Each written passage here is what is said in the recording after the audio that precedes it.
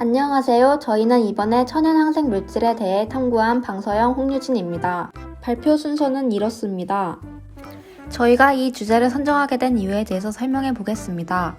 최근 코로나의 유행으로 인해 우리 국민의 손소독 등의 위생관념이 높아지게 되면서 항생효과 또한 강조되고 있습니다. 보통 항생효과라고 하면 항생제 등의 의약품 등을 많이 떠올리고는 하는데 실제로는 천연항생 물질 또한 장기 섭취할 시 일반 의약품만큼 또는 그것보다 강력한 항생효과를 줄 수 있다고 합니다. 그래서 저희는 이를 착안하여 천연항생 물질의 효과라는 주제를 잡고 탐구하게 되었습니다. 저희는 항생효과가 있다고 알려진 많은 물질들 중 강황, 마늘, 생강, 프로폴리스와 천연항생 물질은 아니지만 코로나 유행으로 많이 쓰이고 있는 손소독제를 추가로 하여 실험을 진행하였습니다. 실험에 대한 본격적인 설명이 들어가기 앞서서 저희가 사용한 재료들의 항생효과에 대해서 간단하게 설명해 보겠습니다. 먼저 프로폴리스입니다. 프로폴리스는 프로폴리스 내에 플라노노이드, 페르페노이드 등과 같이 다양한 화합물에 의해 항균, 항바이러스, 항산화 작용을 나타냅니다. 그 다음은 마늘입니다. 마늘에 들어있는 유기 화합물이 알린은 마늘을 다지거나 썰게 되면 마늘 속에 들어있던 알리나제가 작용하여 알린이 알리신으로 바뀌게 되는데 이 알리신이 세균 속에 들어가 단백질을 분해하여 강력한 항암 및 항균 효과를 하게 되는 것입니다. 생강은 생강의 진저롤과 슈가올 성분에 의해 항균 효과가 나타납니다. 이 성분들은 강한 살균 작용과 항산화 효과가 뛰어나고 활성산소에 의한 유전자 손상을 막아 항암 효과 또한 뛰어납니다. 다음은 광황입니다. 광황은 항산화 성분인 커큐민 성분을 함유하여 항암 및 항균 효과, 항산화 작용을 나타냅니다. 손소독제는 손소독제 유효 성분인 에탄올이 삼투압에 의해 세균의 세포막 안으로 쉽게 들어가서 세균의 단백질을 응고시켜 주기는 작용을 하여 항생 효과가 나타나게 합니다. 저희가 천연항생 물질의 효과를 탐구하기 위해 진행한 실험은 디스크 확산법이라는 실험의 방법을 사용한 것입니다.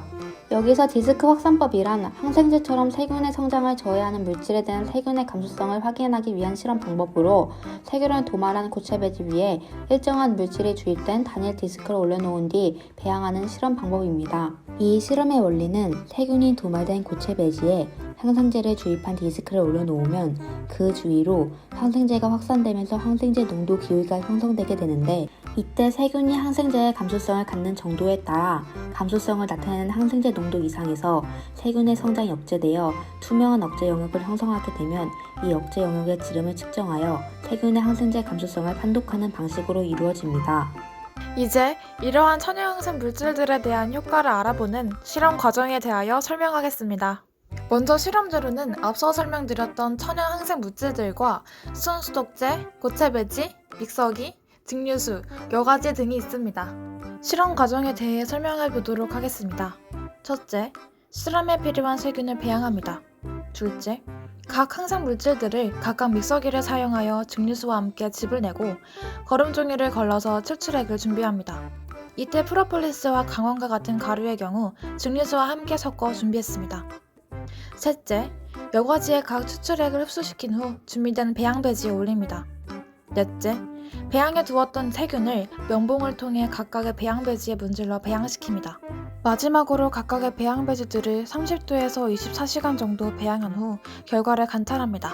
저희가 이 실험을 진행하면서 다양한 자료들을 통해 세운 가설은 모든 실험 대상의 효과가 나타나며 그중 강황과 마늘이 가장 큰 항생 효과를 보일 것이라고 예상했습니다. 그러나 실험의 결과는 저희의 가설과는 많은 차이를 보였습니다. 마늘, 프로폴리스, 생강, 손소독제, 강황 순으로 효과가 나타났으며 강황에서는 항생 효과가 아예 보이지 않았습니다. 저희의 실험 결과에 따르면 마늘이 가장 높은 항생 효과를 가지고 있으며 강황은 조사와는 달리 항생 효과가 뚜렷하게 나타나지 않았습니다. 또한 사람들에게 많이 사용되는 항생 효과 제품인 손소독제는 마늘, 프로폴리스, 생강보다 낮은 수치를 가지고 있어 항생을 위해서는 마늘, 프로폴리스, 생강 등의 사용이 더 효과가 있을 것이라고 분석하였습니다. 그러나 저희의 실험 결과는 인터넷 자료에 따르면 실패한 것이었는데요. 저희가 실험을 실패한 요인을 분석한 것을 설명해 보겠습니다. 먼저 실험에 사용되어야 하는 종이 디스크가 아닌 커피 여과지를 사용하여 실험의 정확도를 낮춘 것이 원인이 되었다고 볼 수 있습니다. 또 증류수의 양을 정확하게 설정하지 않고 출출물의 밀도를 맞추지 못했다는 점과 배지를 만들 때 멸균 상태가 아닌 곳에서 만들어 공기 중 세균이 들어갔을 확률을 생각하지 못했습니다. 똑같은 곳에 세균을 배양시키지 않았고 한 종류의 세균으로 실험하지 않았으며 세균을 배지 전체에서 균등하게 성장하도록 하여야 하는데 이를 어겨 한 곳에만 배양시켰다는 점이 실패 요인이라고 생각합니다. 그리고 가장 중요한 실험 재료들의 소독과 멸균을 진행하지 않은 채 실험을 진행하여 실패했다고 볼 수 있습니다. 실제로 멸균하지 않은 채 실험을 진행하게 되면 실험의 오류로 세균이 아닌 곰팡이가 피게 되는데 실제로 실험 결과 6일차의 배양 배지 중 강황의 배지에서 곰팡이가 핀 것으로 보아 강황의 항생 효과가 뚜렷하게 측정되지 않은 것은 멸균 등의 문제로 인하였다고 볼 수 있습니다.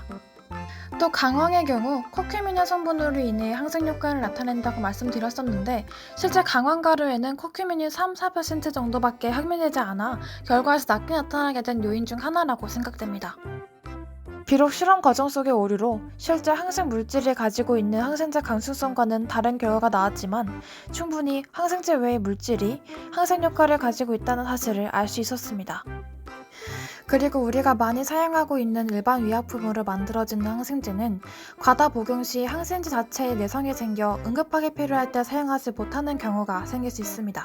실제로 우리나라에서는 항생제로 인해 매년 3,600명이 사망하고 있으며 영국 정부에서는 2050년에는 1,000만 명이 죽음에 이를 것이라 예측했을 정도입니다. 특히 OECD 가입 국가 중 우리나라의 항생제 의존도는 높은 편이라 심각하게 이 문제와 직면해야 하는 이 시점에서 자연에서 얻어져 내성이 없는 천연 항생 물질을 바로 알고 이 코로나 상황에서 천연 항생 물질을 섭취함으로써 예방하는 것은 어떨까요?